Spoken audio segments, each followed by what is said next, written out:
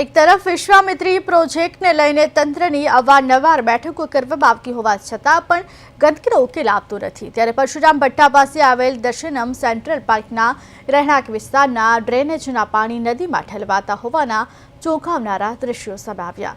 મહાનગરપાલિકા વિશ્વામિત્રી નદીના શુદ્ધિકરણ પ્રોજેક્ટ પાછળ કરોડો રૂપિયાના ખર્ચ કરી રહે છે, તો બીજી તરફ આ પ્રકારે ગેરકાયદેસર રીતે ગટરના દૂષિત પાણી વિશ્વામિત્રીમાં છોડી નદીને વધુ દૂષિત કરતા તત્વો સામે આંખ આડા કાન કરી કામગીરી નથી કરતી। ત્યારે પાલિકાની આ બેવડી નીતિ સામે હવે સવાલો ઉભા થવા સહજ છે।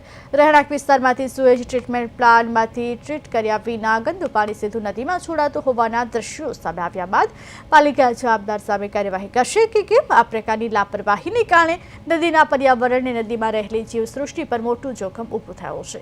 વિશ્વામિત્રી બચાવ સમિતિના સભ્ય દ્વારા જવાબદાર અધિકારીઓ સામે કડક કાર્યવાહી કરવાની તેમજ તાત્કાલિક ધોરણે ટ્રીટ ન કરાયેલું પાણી નદીમાં છોડવાનું બંધ કરવાની માંગ ઉઠાવવામાં આવી છે।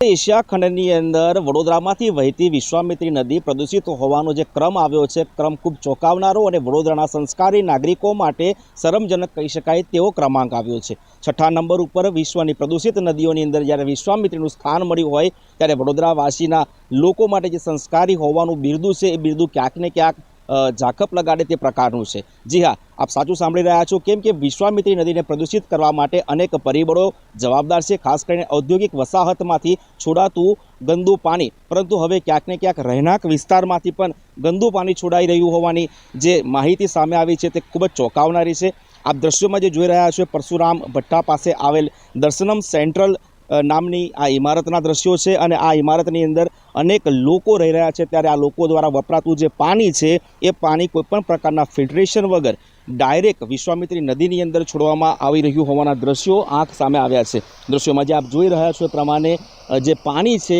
એ દૂષિત જ પાણી છે અને આ દૂષિત પાણી વિશ્વામિત્રી નદીમાં ડાયરેક્ટ છોડવાને કારણે દૂષિત થયેલી વિશ્વામિત્રી નદી વધારે પ્રમાણમાં દૂષિત થઈ રહી છે। તેને કારણે આ વિશ્વામિત્રી નદીની અંદર રહેતા અનેક જળચર જીવો ને સુરક્ષા સામે પણ અનેક સવાલો ઊભા થયા છે।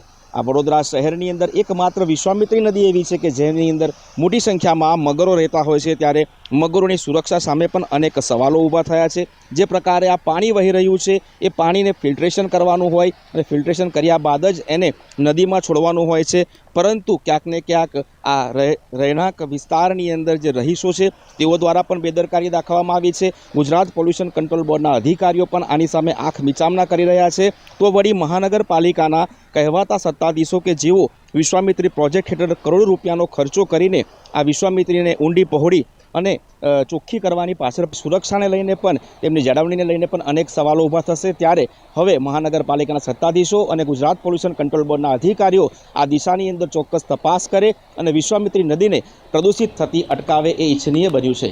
કેમેરા પર્સન વિશાલ ઉત્તેકર સાથે તુષાર પટેલ, પ્રદેશ 24 ગુજરાતી ન્યૂઝ।